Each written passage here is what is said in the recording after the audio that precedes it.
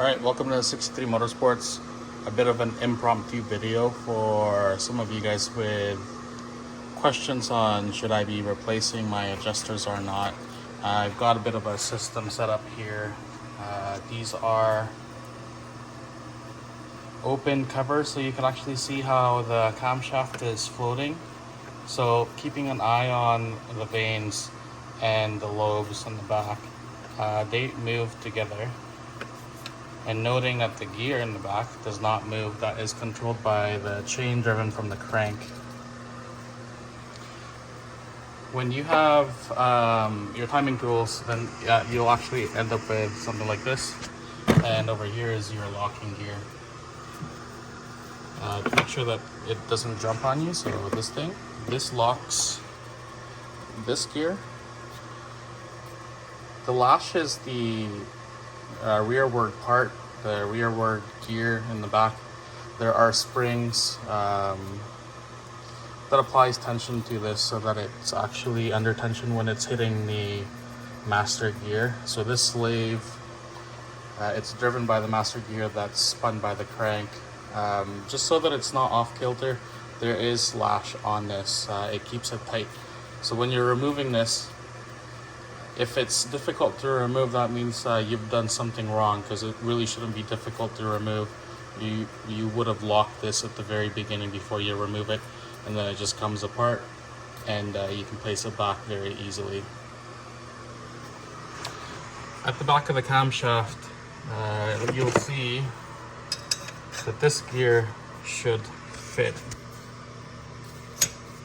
Another thing that you should note as well is the notch on the camshaft itself is off center.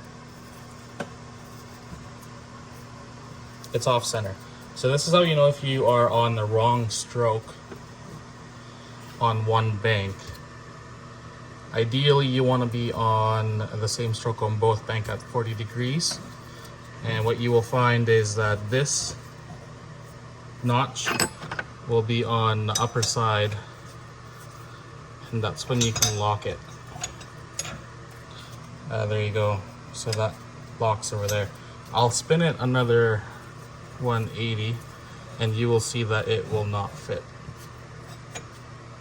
because it's at the bottom. It's at the wrong side of that stroke. So let's spin it back. There you go. So that's how that bar is going to fit. If you buy a cheap one, sometimes they come bent from just the way that they're heat treated, and then they're not allowed to quench and relax. Put it in a vise, straighten it out, no big deal. You can finally reuse it afterwards.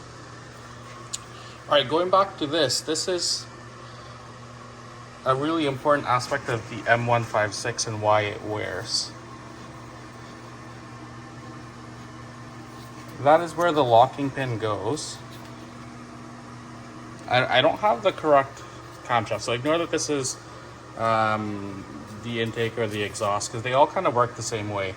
This pin locks the whole assembly, so it prevents it from floating and doing any VVT events.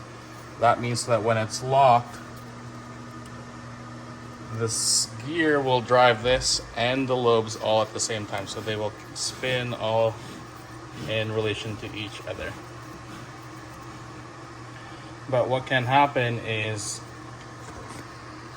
I'll try to do it with one hand. If this pin does not lock anymore,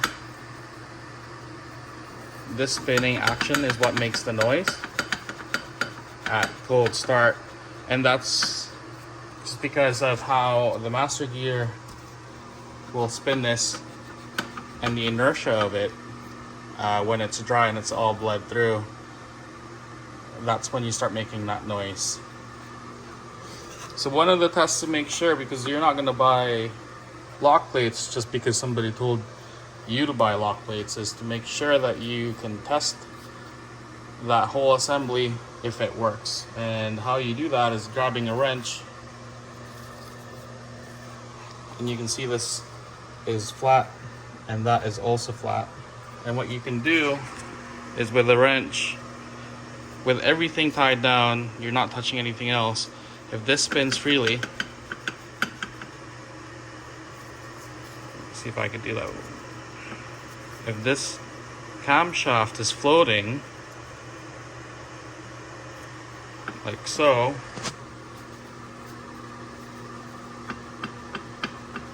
and the gear's not moving, that means your lock plate is worn, and that's when you would replace the adjuster lock plates. If this turns as a whole assembly, or actually it's not going to turn on you, if it's not turning on you at all, the lock plates are pretty good. Okay, I hope that helps. I hope you can kind of see where the camshaft is actually attached to this gear, and then oil will go to the left of this, and then it pushes it to the left. Let's say oil pushes this inner gear using oil pressure to the right, so it will adjust this way, and then when the oil is pushing from the right, it will adjust to the left that way. That's just a very, very vague explanation of how this works, and the whole assembly in general. If you have any questions, don't hesitate to email us. It's info@63motorsports.com, or get a hold of us through Instagram. It's 63motorsports on Instagram, and we hope to hear from you. Cheers.